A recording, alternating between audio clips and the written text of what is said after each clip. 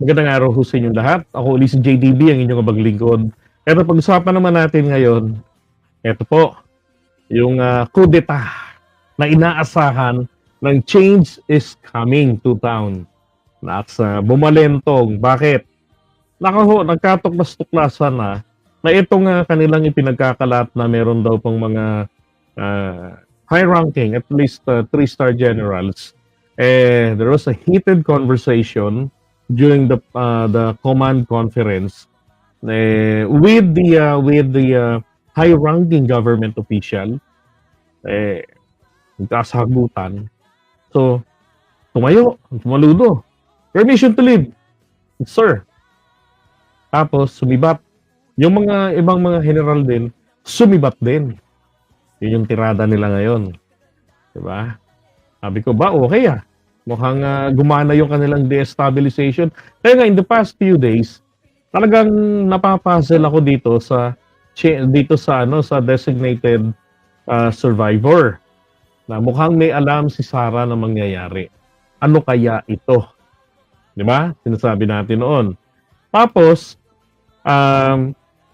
dahil na rin sa katabilan ng mga alipores nila, siguro pataasan po sila ng views. Merong isang nag-analyze, pinonect-connect ito. Okay. So, ito naman ng mga Digonians. Ito huy, kumbaga, organized crime groups yung mga yan. Kaya nga pagka post itong isa, makikita nyo, sunod-sunod yung mga yan. Pare-pareho yung mga keyboard warriors naman nila, pare-pareho yung mga pinopost. Yung mga vloggers, influencers nila, pare-pareho. Pati yung timing ng oras, pare-pareho rin sila. Yun. So ngayon, eto ho palang si Macanas ang pinagmulan ng chika na yon. Sabi niya ay meron daw blind item. Na yun na nga, yung mga high-ranking generals daw ay nakasagutan etong si high-ranking government official at nag-walk out sila. Kaya inaabangan po nitong mga DDS na bago mag State of the Nation address si PBBM ay makukudeta si PBBM. Tapos ngayon, si Sara ang papalit. Nako. Okay, so ito yung paliwanag ni sabi kasi nga pala ang source nga pala nito ni Macanas ay itong DZRH, si Dio Macalma. Ang mga produkto ng Philippine Military Academy, mga kaibigan. Talagang mga officers and gentlemen. Yan. Ito yung ayon sa aking bubuit. Bakit kanyo mahabigan alam nyo ba, ha? Abay, ayon sa aking bubit sa loob ng Campo Aguinaldo, Justice Sam, abay, akalain po nyo mahabigan bagamat nakipagtalo rin paminsan-minsan ang mga generals, pero iba yung kanilang attitude, yung kanilang pamamaraan. Abay, katulad na lamang ito, Apo Commander-in-Chief, Mr. President, good morning. Abay, nagkaroon po ng discussion, maibigan. Mainitang discussion ng isang top general at isang opisyal ng gobyerno, mahabigan. Abay, siyempre, anong pinagtalunan? Ay tungkol po sa national security issue. At ang ginawa nitong general, abay, iba ang breed talaga ng mga taga-PMA, mga mista. Ang ginawa ni General, mga mista daw, mga graduate ng PMA. Hindi katulad ni Macanas na saan ba nag-aral to? Pero hindi siya PMAer, hindi siya mista. Etong si Macanas. Kaya gano'n ang kanyang disiplina. Di siyempre, bossing na yung kadiskusyonan niya, ha?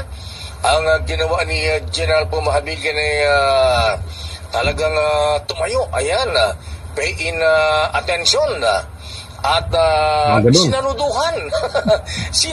Sinaluduhan po mamigay yung government official. Dahil anyang lumala pa yung discussion, tumayo si General at sumaludo. At ang sabi doon sa government official, permission to leave, sir. Ayan, Yun. sumaludo. Pagkatapos lumabas, nag-walk out na doon sa conference hall. Ganun po ang ginawa. Pero alam nyo, reaction mga kaibigan, abay nung sumaludo at nag-ask ng permission to leave itong si General, abay yung mga kasamang general doon sa kwarto sumunod din, lumabas din. Okay. So, ito yung kanyang basehan ni Macanas. Maalala nyo nakaraan, si Macanas ay nademanda rin ito ng dating PNP chief. Diba? Kasi, pinalitaw niya na etong yung AFP chief of staff at saka ano ba ito yung pangalan ng PNP natin dati? No, kinakausap na raw si PBBM para bumaba sa pwesto. So, may mga katarantaduhan ni Macanas. No, anong nangyari? Fake news. Kinasuhan ngayon siya nito ng PNP chief dati. Tapos ngayon kung di ako nagkakamali, nagtatago si Macanas. Nasa nagkakamali parang nasa Washington. Okay? Washington, Washington State. Doon to nagtatago kung na nagkakamali. So, matagal na rin. Kasi yung background niya, hindi bago. Yun yun palagi. So, kumbaga, tinakasan niya yung kanyang kaso. Ano yun? Noon, General Macanas. Ngayon, General Panganas. Wala bang intelligence sa gobyerno at counter? Meron naman. Meron naman sila. Yeah, that's correct. Ang kudeta, walang anunsyo ito. Walang pagpaparamdam. Ano palagi yan? Tawag dito, mayroong element of surprise. Yun. Ganon. Pero ito hong mga buang, yung change is coming nila, ang totoo, ginawa nilang change is cunning. Okay? Ibig sabihin mo ng cunning, ito yung, para makamit yung kanilang kagustuhan, they will do it na using fraud, mga ganon, mga pangluloko. Ganyan, mga kalokohan. Kasutilan ang kanilang pinaiiral. Okay? Kaya change, instead of coming, change is cunning. Diyan sa mga berde. Kawawa tong mga DDS kasi pati sila po nagoyo ni Macanas. Sila yung mga tuwang-tuwang hangad na. Kuha kasi ni Macanas ang estilo ni Maharlika sa pagdating ng mga vlogs niya, sa mga fake news niya, para makapture yung atensyon ng mga supporters. Nakita ni Macanas, gano'n ang diskarte. Ganado yung mama. Di ba? Shout out Mami PR. Gandang gabi. Yeah, that's correct. Hindi ho siya PM Mayor. Alam ko, Brigadier General to na magretiro. Diba? Grabe yung disiplina ni Macanas. Now, ito naman po yung statement. Fabrication, 50% 50% fabrication, 50% imagination ni Macanas, 100% false. 100% false. So, ang sakit sa kalooban ng mga DDS ito, grabe. Di ba? Ang sakit sa kalooban nila. The AFP, senior officers, and the entire organization for that matter, conducts itself with the highest level of professionalism. Nice. So, ito hong designated change is coming. Tignan nyo naman ang House of Representatives pa ang background. So, it must have a meaning. Walang iba kung hindi. Ang pinapangarap nila ay si VP Sara ang mag-deliver ng State of the Nation address sa araw na yan sa July 22. Kaya si PBBM ay masisibak sa pwesto dahil po rito sa military uprising. Kasi nga, mayroon daw pong mga high-ranking generals ng AFP ang during the command conference nag-walk out. At yun daw malakas ang impluwensya. Ay nako. At ngayon naman kung nalaman nila ng ating pamahalaan na ito ay fake news, ang tanong, ito yung denial nila. There is no truth to the recent commentary by Brigadier General Johnny Macanas, retired, on a radio blind item, whether international or not. It is not only based on unfounded information. His comments were also misleading and uncharacteristic of any military officer. Ano ba naman pakialam pa ni Macanas diyan sa pagiging former military officer? Hindi naman na niya pagkakakitaan yan, di ba? Asa na lang diyan pension.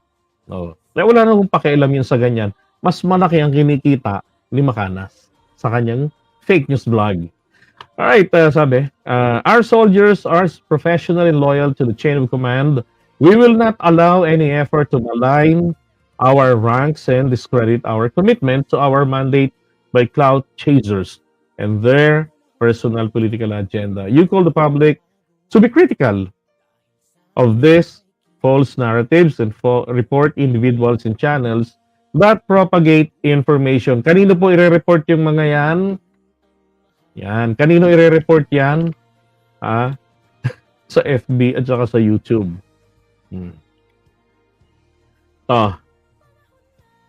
Kaya naman ho, biglang naalala ko etong, pipitikin natin ngayon ang PCO. Okay? Pipitikin natin ang PCO. Kasi anak nang bumabalentong ng mga ito Ang sabi nila last year, October 12, 2022, fake news sa Pilipinas, tututukan ng Malacanang. Okay, saan nyo tututukan? Anong petsa na? Diba? Mas maigting na programa versus fake news, ikinakasan ng gobyerno. Tragis na buhay ito. Dito kanina, tututukan ng Malacanang. Ngayon dito, nagkaroon ng programa. Pag sinabi yung programa, dyan ako medyo kabado Bakit kanyo? Kasi nandyan, mga gastos yan. Seminar. Ang totoo, nakarami na ho ng seminar ang PCO. Pero ang tanong, nagibang effective? Hindi. Gastos lang ng gobyerno. Bakit? Ang kailangan po ng taong bayan, ang gobyerno, ang PCO, ang DOJ, sila po ang mag-handle ng aksyon para ho dito sa mga fake news peddlers na walang inatupag kung hindi sirain ang imahe ng ating gobyerno at ng ating presidente. Sabi rito, ito po ay isang seryosong bagay na tututukan ng OPS. Kaya ngayon, meron kaming mga programa na ililay down on the coming days. We will let you know. Alam niyo, hanggang ngayon, tuloy-tuloy ang ganyan-ganyan nila. Diyos ko. We will let you know kasi gusto rin talaga natin na ma-address itong mga problema ng fake news, sabi ni Gerafil. Based sa survey ng Pulse Asia, noong September 17 hanggang 21, 58% po ng sa mga Pilipino na nagsasabi ang mga vloggers sa mga social media influencers ang responsable po sa pagkakalat ng maling impormasyon tungkol sa gobyerno at sa politika. Diba? Ito yung mga tipong wala namang alam sa politics, ni hindi nga alam ang 3 branches of the government, makakuha ng cellphone, pumuesto sa likod ng puno, bumidyo, vlogger na. Diba? Magbabasa ng mga bali-balita sa FB, ang natutukan, fake news peddler, OPEC na yan, ikakalat niya pa. Yan yung nangyari kay Macanas. Diba? Tapos sa karanas ng revenue at mga pakulay, ayan na. Diba? Now, ang punto ko ho rito, mga kababayan, hindi ho po pwede na ganito lang ang gagawin ng ating gobyerno. Diba? Wala silang konkretong aksyon. Dapat po rito kay Macanas, kahit na ang matandang to ay nandyan po sa Amerika, diba? Sampahan niyo pa rin ang kaso. Ganon. Malabasan ng warrant of arrest. Tuluyan niyo pa rin. Diba? Saan niyo sasampahan ng kaso? Doon sa Amerika, katulad kay Maharlika. Dapat po ganon ang ginagawa nila. Diba? Tapos, eto hong si Jay Sonsa, na taga-echo, ng mga fake news na to, diba? Sampahan nyo rin ang kaso. Oh, dapat gano'n. Kung ilang ulit ginawa, gano'n din. Multiple times, gano'n din po. 'Di ba? Walang kwentang ano, PCO sa ganito eh. Buti ho sana, kung hindi po naaapektuhan, hindi ho nasisira ang imahe ng dalawa, ng ating Pangulo at ng ating bansa. Kaya nga nagfi-fake news yung mga damuho para po magawa nilang makapanira, para tuluyan na matupad yung pangarap nilang magalit ang taong bayan kasi, 'di ba, nahihirapan sila. May nagpapaniwala na maunlad nung panahon ni Duterte ang buhay, tahimik, payapa, kahit na maraming namayapa at nadamay at namayapa rin, 'di ba? Ekonomiya na fake naman ang paglago dahil inasa sa pogo. Buti ko nga ang pogo matino. Jesus Maria Jose, pero takti tayo, ang gobyerno naging gobyerno ng mga sindikato. Kaya hanggang ngayon, bukod sa kailangan nila ng suporta mula dyan sa ICC, gusto rin nilang maipagpatuloy ang kaligayahan ng mga kaalyado nila sa sindikato. 'Di ba? At ngayon, ito nang iniimbestigahan diyan sa Senado. At Kongreso, magsisimula na rin ng investigation diyan. Ay, nako. Kaya sana nga anuhin yan, umaksyon naman po ang PCO. 'Di ba? Hindi yung ganyan lang na ang ending po ng AFP natin ay ang masakit na katotohanan, deny, and then request na i-report. Ayan o. We call on the public to be critical of these false narratives and report individuals and channels that propagate this information. Hindi ho lahat ng mga Pilipino, lalo yung mga seniors, ay marunong pong mag-report, marunong mag-FB o mag-YouTube. Diba? Hindi ho lahat sila ganun.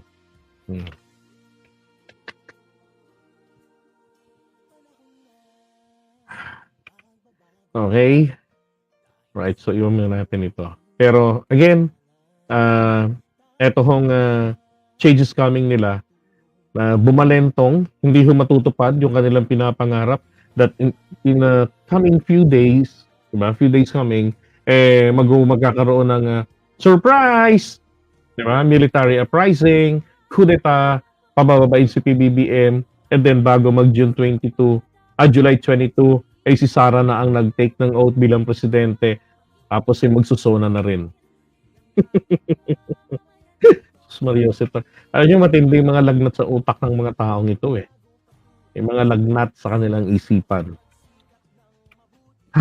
Wala silang pakialam kung magkaroon ng gulo, bumagsak yung ekonomiya ng Pilipinas sa ginagawa nila.